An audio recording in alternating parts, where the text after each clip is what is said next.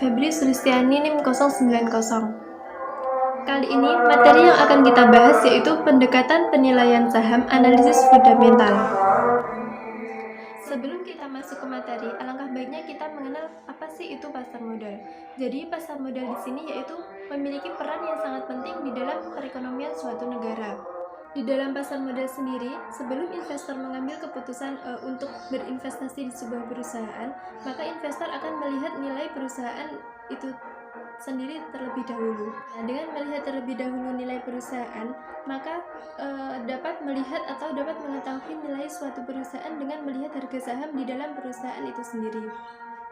Nilai perusahaan sangatlah penting di dalam investasi, dikarenakan dengan nilai perusahaan yang tinggi akan diikuti oleh tingginya kemakmuran pemegang saham. Sehingga pembahasan kita kali ini akan membahas mengenai pendekatan penilaian saham dengan analisis fundamental. Saham merupakan instrumen di dalam pasar modal yang sangat menarik dan yang paling populer, di mana dalam menerbitkan saham itu sendiri merupakan salah satu pilihan perusahaan ketika memutuskan untuk pendanaan perusahaan. Pada sisi lain, saham merupakan instrumen investasi yang dapat memberikan banyak pilihan kepada para investor, karena saham mampu memberikan tingkat keuntungan yang sangat menarik dan yang paling tinggi. Saham dijual melalui pasar primer dan pasar sekunder. Sekuritas pada pasar modal yang paling populer adalah saham, di mana saham dapat memberikan keuntungan kepada para investor berupa dividen, yaitu pembagian laba kepada pemegang saham berdasarkan banyaknya saham yang dimilikinya, serta capital gain, yaitu keuntungan yang diperoleh dari kenaikan harga saham itu sendiri. Saham atau yang biasa disebut dengan stocks merupakan surat bukti atau tanda kepemilikan bagian modal pada suatu perusahaan terbatas. Dengan demikian, si pemilik saham merupakan pemilik perusahaannya. Dengan penyertaan modal tersebut, maka pihak tersebut memiliki klaim atas pendapatan perusahaannya. Klaim atau aset perusahaan berhak hadir di dalam rapat umum pemegang saham atau biasa yang disingkat dengan RUPS. Peningkatan volume saham yang diperdagangkan menunjukkan bahwa investasi di dalam negeri ini semakin diminati oleh masyarakat. Selain volume perdagangan yang terus meningkat, perkembangan dunia investasi juga ditunjukkan dengan semakin adanya banyaknya variasi di dalam instrumen investasi itu sendiri. Salah satu jenis instrumen investasi yang sering diminati adalah saham. Apabila dibandingkan dengan obligasi, saham memiliki expected return yang lebih tinggi. Namun, saham juga memiliki resiko yang lebih tinggi bila dibandingkan dengan obligasi. Adapun di dalam fluktuasi harga saham, terdapat faktor eksternal dan internal yang dapat mempengaruhi fluktuasi harga saham itu sendiri. Faktor eksternal diantaranya yaitu kondisi perekonomian di dalam negeri, suku bunga perbankan, dan pertumbuhan ekonomi. Adanya faktor internal yaitu yang mempengaruhi fluktuasi harga saham diantaranya seperti kondisi fundamental perusahaan, kebijaksanaan direksi, ataupun aksi kooperasi dan lain sebagainya. Berbagai faktor yang dapat mempengaruhi fluktuasi harga saham tersebut harus dipertimbangkan sebelum mengambil keputusan dalam melakukan penilaian saham. Sehingga di dalam penilaian saham sendiri terdapat analisis-analisis yang dapat digunakannya. Materi yang selanjutnya yaitu akan dijelaskan oleh pemateri. Sonia dan Angelina akan menjelaskan mengenai materi yang kedua atau B, yaitu mengenai penilaian saham. Langsung saja, penilaian atau valuation merupakan sebuah proses di mana penentuan harga yang wajar untuk suatu saham. Nah, menurut Tanda Lilin, dalam menentukan harga saham tersebut ada 3 jenis konsep yang digunakan.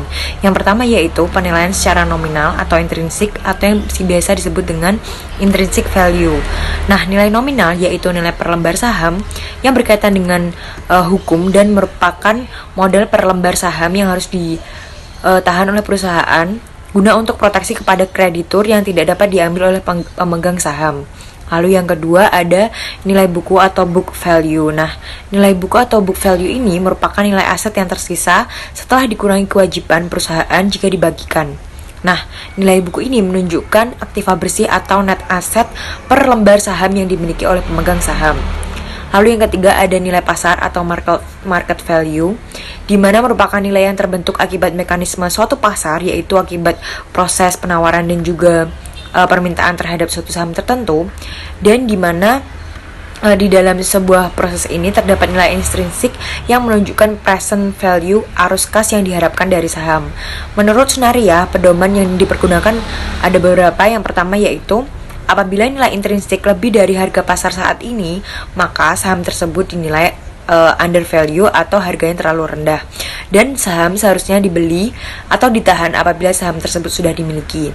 Lalu yang kedua, apabila nilai intrinsik kurang dari harga pasar saat ini, maka saham tersebut dinilai over value, harganya terlalu mahal. Oleh sebab itu, saham sebaiknya dijual. Apabila nilai intrinsik sama dengan harga pasar saat ini, maka saham tersebut dinilai wajar harganya atau dalam kondisi keseimbangan. Salah satu indikator yang sering menjadi fokus para investor dalam berinvestasi saham itu dengan melihat pergerakan harga saham atau nilai saham di pasaran. Nah, untuk menentukan nilai saham tersebut, pemodal harus melakukan analisis yang tepat secara rasional terhadap saham-saham tersebut guna menentukan saham dan juga melakukan portofolio yang dapat memberikan return yang optimal. Lalu, penilaian saham investor perlu menganalisis saham terlebih dahulu sebelum melakukan keputusan investasi agar dapat menghitung tingkat resiko apa dan tingkat pengembalian atas saham yang dinilai sehingga mempermudah proses pembuatan keputusan investasi. Lalu, tujuan dari penilaian saham itu juga adalah untuk mengetahui apakah harga pasar suatu saham itu dapat dinilai terlalu tinggi atau terlalu rendah, dan apabila nilai saham terlalu rendah, maka saham tersebut layak untuk dibeli, dan sebaliknya jika suatu saham itu menunjukkan nilai yang terlalu tinggi, berarti saham tersebut layak untuk dijual. Untuk menilai saham, terdapat beberapa metode yang dapat digunakan oleh investor dan dapat mempermudah untuk melakukan investasi. Nah, selanjutnya akan dijelaskan oleh pemateri selanjutnya.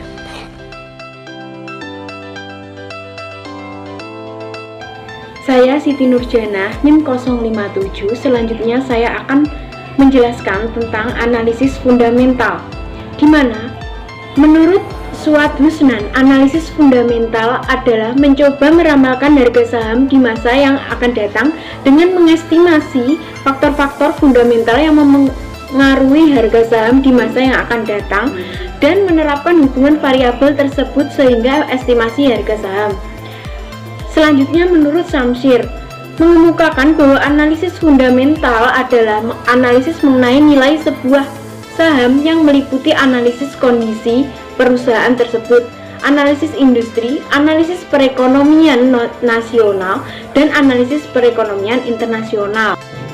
Husnan mengemukakan pada analisis fundamental dipergunakan banyak ahli keuangan perusahaan, ahli ekonomi makro dan moneter, dan ahli industri. Analisis fundamental juga bisa disebut sebagai level perusahaan, termasuk di dalamnya melakukan analisis variabel laporan keuangan untuk mengestimasi nilai intrinsik perusahaan. Variabel laporan keuangan yang dianalisis termasuk penjualan, profit margin, depresiasi, tarif pajak, sumber pemasukan, aset utilization, dan faktor lainnya. Analisis fundamental adalah analisis untuk mengetahui kondisi emiten, pertumbuhan industri, dan aspek makro suatu negara. Pada saat melakukan analisis penilaian saham, investor bisa melakukan analisis fundamental secara top-down approach. Menurut Tandelin, analisis fundamental dapat dilakukan secara top-down approach melalui 3 tahapan, yaitu yang pertama, analisis ekonomi. Analisis ekonomi bertujuan untuk mengetahui jenis prospek bisnis suatu perusahaan. Analisis ekonomi merupakan analisis terhadap faktor-faktor eksternal dan bersifat makro berupa peristiwa-peristiwa yang terjadi di luar perusahaan dan mempengaruhi semua perusahaan, sehingga tidak dapat dikendalikan oleh perusahaan. Analisis kondisi ekonomi merupakan langkah awal yang penting sebelum melakukan investasi, karena pergerakan arah ekonomi mempengaruhi pergerakan pasar modal yang berguna bagi pengembangan keputusan para investor. Dan para investor menjadikan kondisi ekonomi yang stabil sebagai kabar baik sehingga berpengaruh positif bagi pasar modal. Lingkungan ekonomi makro adalah lingkungan yang mempengaruhi operasi perusahaan sehari-hari.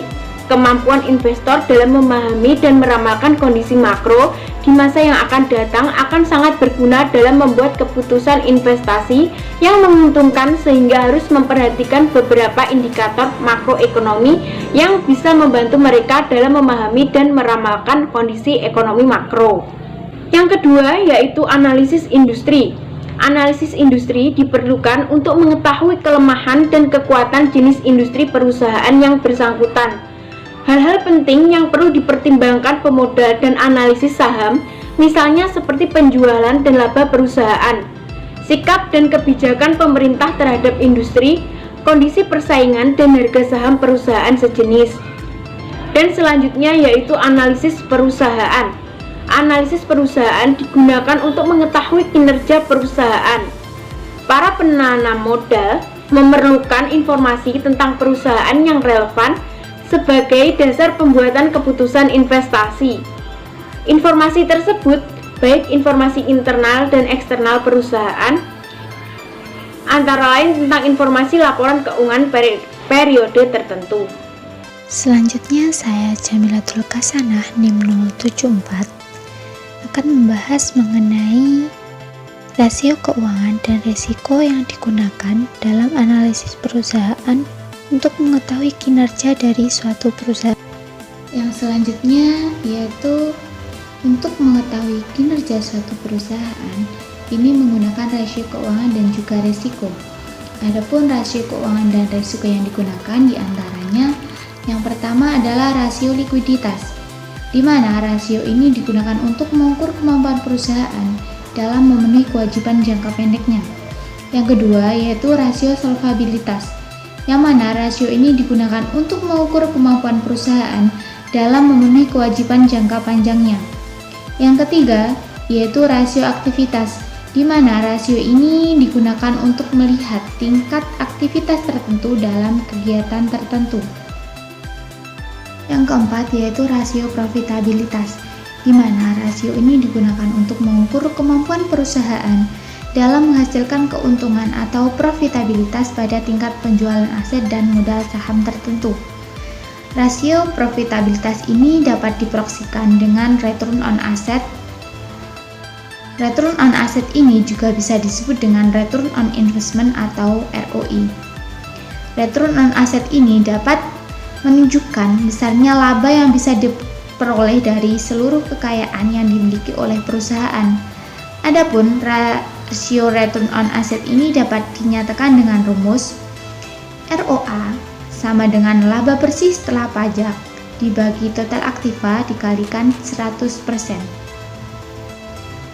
Yang kelima atau terakhir yaitu rasio pasar. Rasio pasar ini digunakan untuk mengukur harga pasar relatif terhadap nilai buku. Dalam rasio pasar terdapat beberapa, di antaranya yaitu earning per share atau EPS, price earning ratio atau PE ratio, dividend payout ratio atau DPR, book value per share atau BVS ratio, dan price to book ratio atau PBV ratio.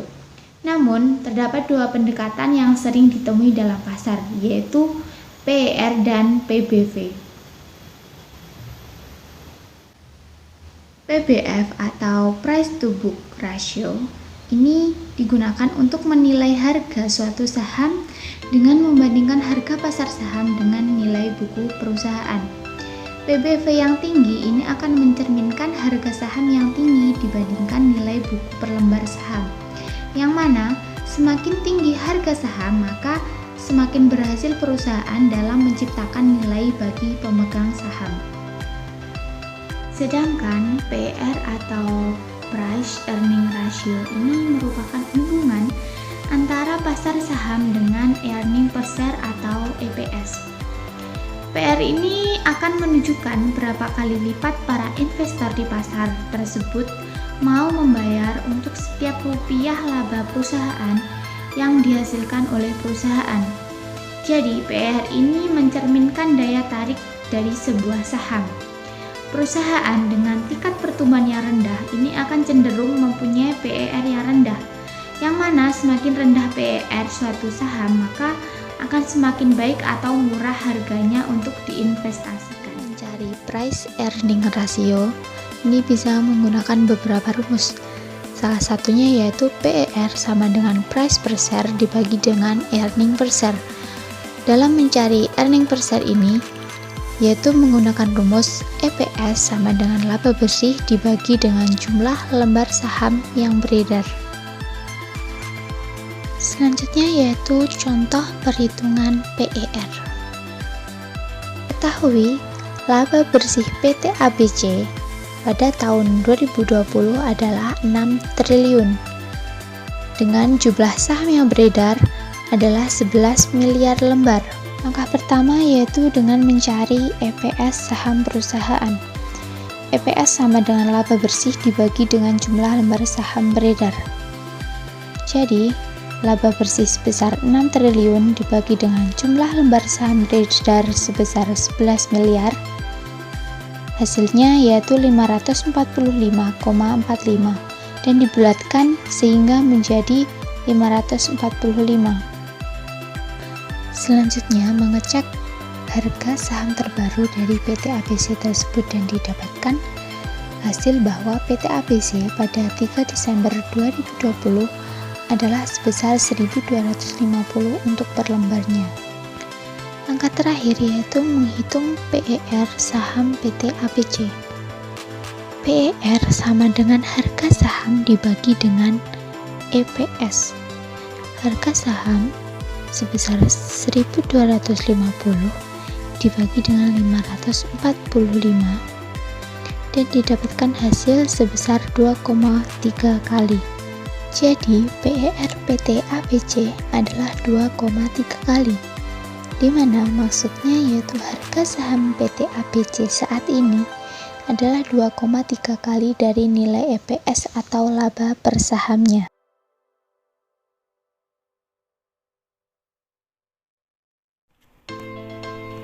Materi selanjutnya yaitu fungsi analisis fundamental. Di sini ada dua komponen utama dalam analisis fundamental, yaitu earning per share perusahaan atau EPS dan price earning ratio perusahaan atau PER.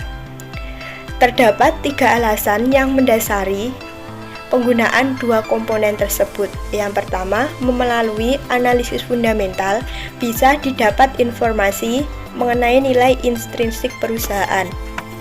Yang kedua, dividen yang dibayarkan perusahaan berasal dari earning. Alasan ketiga yaitu adanya hubungan antara perubahan earning dan perubahan harga saham.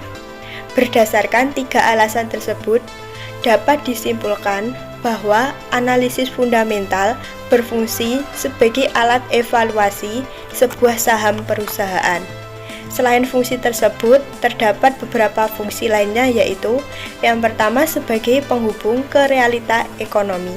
Analisis laporan keuangan membangun hubungan yang kuat antara inti bisnis dengan kenyataan kondisi keuangan perusahaan. Yang kedua sebagai kerangka dalam mengevaluasi informasi. Dan yang ketiga yaitu sebagai penilaian terhadap resiko.